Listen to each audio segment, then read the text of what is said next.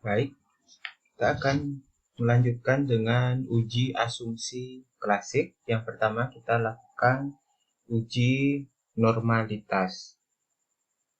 Di mana uji normalitas ini biasanya digunakan untuk sampel yang kurang dari 30. Akan tetapi dari pengalaman saya, walaupun sampelnya lebih dari 30, tetap kita harus uji normalitasnya agar kita mengetahui apakah data terdistribusi normal atau tidak. Baik, tahapannya adalah untuk uji normalitas. Pertama, data sheet yang tadi, kemudian kita gunakan, kita analyze, kemudian kita pilih regression, kita cari linear, kemudian kita masukkan variabel Y di dependent, dan variabel X1 dan X2 di independent. Selanjutnya kita klik menu save ini, maka akan muncul tampilan seperti ini. Selanjutnya kita centang unstandarized pada kolom residual. Setelah itu kita klik continue. Kemudian kita klik OK. Maka nanti pada kolom datasheet akan muncul tambahan data residual. Kemudian kita lanjutkan untuk melakukan analisis kembali. Kita pilih analysis, kemudian kita pilih descriptive statistik, kemudian kita pilih deskriptif. Selanjutnya muncul tampilan seperti ini. Kemudian data unstandarized residual tadi, kemudian kita masukkan ke variabel. Kemudian kita pilih option, maka akan muncul tampilan seperti ini. Kita centang distribution kurtosis dan juga skewness-nya. Selanjutnya kita klik continue. Kemudian OK. Maka akan didapatkan data hasil analisis deskriptif statistik. Kemudian kita lihat rasio skewness dan rasio kurtosisnya. Jadi pada rasio skewness nilai statistiknya itu 0,582. Kita siapkan di Excel untuk kita menghitung. Di rasio skewness nilai statistiknya tadi 0,582. Kemudian kita masukkan standar error rasio skewness-nya 0,597. 0,597. Maka didapatkan hasilnya 0,97 untuk rasio skewness. Kemudian kita mencari rasio kurtosisnya. Kita lihat nilai statistiknya min 0,875. Min 0,875. Kemudian dibagi dengan nilai standar errornya. Nilai standar errornya 1,154. 1,154. Maka didapatkan hasil rasio skewness-nya 0,97 dan juga minus 0,75. Jadi karena nilainya ini berada pada rentan min 2 dan juga plus 2, maka data dapat dikatakan terdistribusi dengan normal. Jadi asumsi pertama dari asumsi klasik yaitu uji normalitas sudah terpenuhi, maka model ini layak untuk dilanjutkan. Selanjutnya kita akan melakukan uji selanjutnya. Uji normalitas ini selain dengan uji kurtosis dan skewness, juga bisa kita lakukan dengan uji Kolmogorov-Smirnov. Jadi kita akan mencoba untuk menganalisis uji normalitas apakah sama hasilnya terdistribusi normal atau tidak dengan uji Kolmogorov-Smirnov. Data yang tadi kita analyze, kemudian kita cari non-parametric test, kemudian kita cari legacy dialogues, kemudian kita cari one sample KS. Kemudian data unstandardized residual tadi kita masukkan ke tes variable list.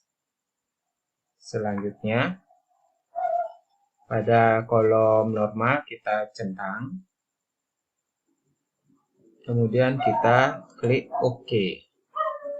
Nah, didapatkan nilai Kolmogorov-Smirnovnya 0,695 dan signifikannya 0,720. Jadi secara aturan apabila nilai signifikannya lebih dari 5%, maka data tersebut dikatakan terdistribusi dengan normal. Jadi dengan melakukan uji squeeze dan kurtosis, kemudian uji Kolmogorov-Smirnov, itu kita dapat simpulkan uji normalitas datanya itu terdistribusi dengan normal. Kemudian kita lanjutkan ke uji selanjutnya, yaitu multikolinearitas. Jadi kita kembali lagi ke datasheet yang tadi. Jadi di sini kita lakukan analisisnya sama juga, kita buka analyze, kemudian kita buka regression, kemudian linear. Kemudian pada kolom dependen kita masukkan Y, pada kolom independen masukkan X1 dan X2. Kemudian pada kolom metode kita pilih Enter. Ini banyak ada pilihannya, kita gunakan Enter metodenya. Kemudian kita pilih statistik. Maka akan muncul tampilan seperti ini. Kemudian kita pilih covariance matrix dan juga collinearity diagnosis. Selanjutnya kita continue, kemudian kita pilih OK, maka akan muncul hasil analisisnya.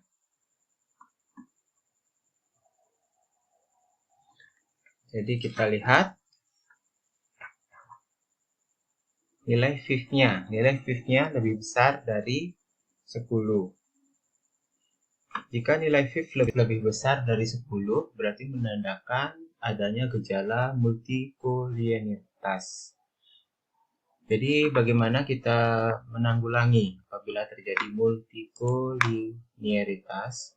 Jadi kita perlu melakukan transformasi data. Jadi data yang tadi ditransformasi, kemudian kita ulang analisis, atau bisa juga kita lakukan penghilangan salah satu variabel yang memiliki korelasi yang cukup tinggi. Tapi karena di sini hanya terdapat 2 variabel, jadi saya sarankan untuk cara yang ketiga, yaitu dengan menambah data. Jadi seperti yang kita tahu, sampel yang kita gunakan ini hanya sebanyak 14. Jadi dimana untuk analisis regresi yang baik itu sampel yang digunakan minimal 30 ke atas. Jadi harus lebih dari 30. Jadi itu akan bisa mengurangi gangguan korelasi antar variabel. Jadi bisa ditambahkan sampelnya lebih dari 30. Jadi ada penambahan sampel untuk menanggulangi terjadinya multikolinearitas. Baik, kita selanjutnya akan melakukan uji autokorelasi. Jadi uji autokorelasi sama, kita masuk ke datasheet. Jadi dari data yang tadi kita ujikan autokorelasi dengan uji durbin Watson.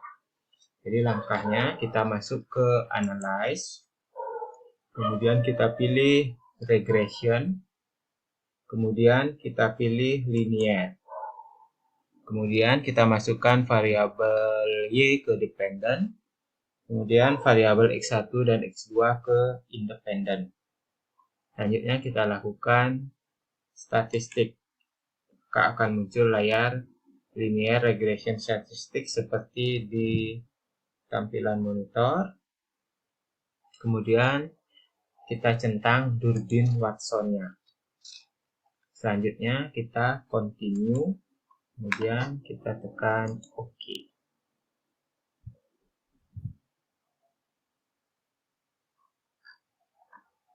Kita lihat di model summary. Jadi setiap kita lakukan analisis, nanti akan muncul analisis yang baru di paling bawah. Jadi kita scroll ke bawah, kemudian kita lihat. Jadi sebelumnya masih ada record analisis sebelumnya, uji-uji sebelumnya yang kita lakukan dari atas sampai ke bawah. Jadi yang di bawah ini analisis terbaru kita. Jadi kita ingin mencari uji autokorelasinya. Kita lihat di model summary-nya. Kemudian kita lihat nilai Durbin Watson-nya 1,177. Jadi kita coba hitung di Excel. Durbin Watson-nya tadi 1,177. Oke, jadi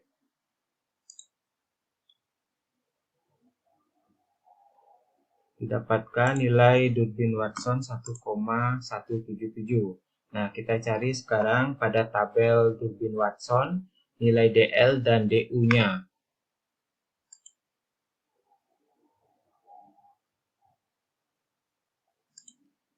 Jadi tadi sampel yang kita gunakan di tabel Durbin Watson dengan tingkat signifikansi 5%. Dengan kita cari dulu cara melihat tabelnya, kita cari dulu jumlah sampelnya ada 14, kemudian kita tarik garis ke kanan, kita lihat nilai K-nya. K itu nilai variabel bebas yang digunakan. Kita tadi menggunakan dua variabel bebas, berarti nilai DL-nya yang ini, jadi 0,9054. Jadi kita masukkan DL-nya 0,9054. Kemudian kita lihat nilai DU-nya 1,5507. 1,5507. Oke, jadi tadi saya sudah buat rumusnya. Jadi nilai DL, DU, 4 min DU, 4 min DL. Jadi didapatkan rentang nilai yang tidak ada autokorelasinya 1,55 sampai 2,449. Jadi nilai Durbin Watson kita berada di antara 1,551 sampai 2,449. Oh, mohon maaf, nilainya 1,17, berarti kurang dari 1,551. Jadi dapat dilihat nilai DW-nya 1,177. Dia berada pada rentan zona indecision atau tanpa kesimpulan. Jadi zona tanpa kesimpulan ini bisa diartikan bahwa model tersebut dapat diterima, tapi tidak dapat disimpulkan dia apakah ada gejala autokorelasi atau tidak. Tapi model tersebut bisa digunakan untuk uji selanjutnya.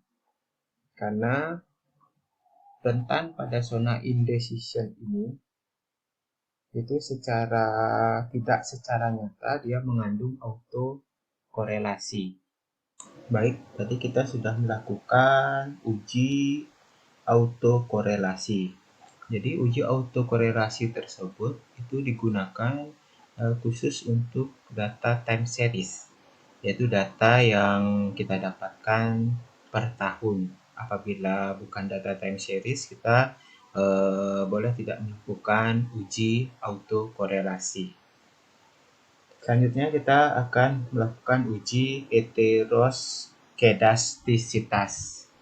Jadi sama seperti tadi, jadi datasheet yang tadi yang telah kita masukkan, kemudian kita analis. Untuk uji heteroskedastisitas ini kita menggunakan analisis dengan transform. Jadi kita pilih transform, kemudian kita pilih compute variable. Selanjutnya akan muncul seperti ini. Kemudian pada kolom target variable kita ketik kata appreciate. Kemudian pada kotak function group kita pilih all. Selanjutnya di bawah akan muncul pilihan fungsi. Nah, kita pilih fungsi ABS. Setelah itu kita ke atas ini kita klik. Nah, akan muncul seperti ini. Nah, selanjutnya kita masukkan variabel unstandarized tadi. Nah, kemudian pada numeric expression akan muncul ABS residual 1. Kita pilih OK. Kemudian kita lanjutkan dengan analyze, regression, linear. Itu tampilan seperti ini. Kemudian kita masukkan dependennya ini adalah data appreciate tadi. Kemudian untuk yang variabel independennya tetap X1 dan X2. Kemudian kita pilih OK. Maka didapatkan data seperti ini. Kita lihat koefisiennya, tabel koefisien.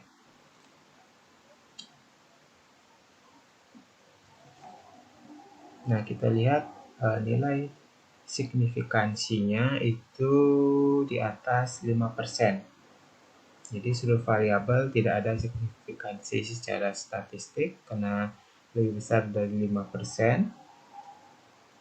Sehingga dapat disimpulkan model ini tidak mengalami masalah heteroskedastisitas.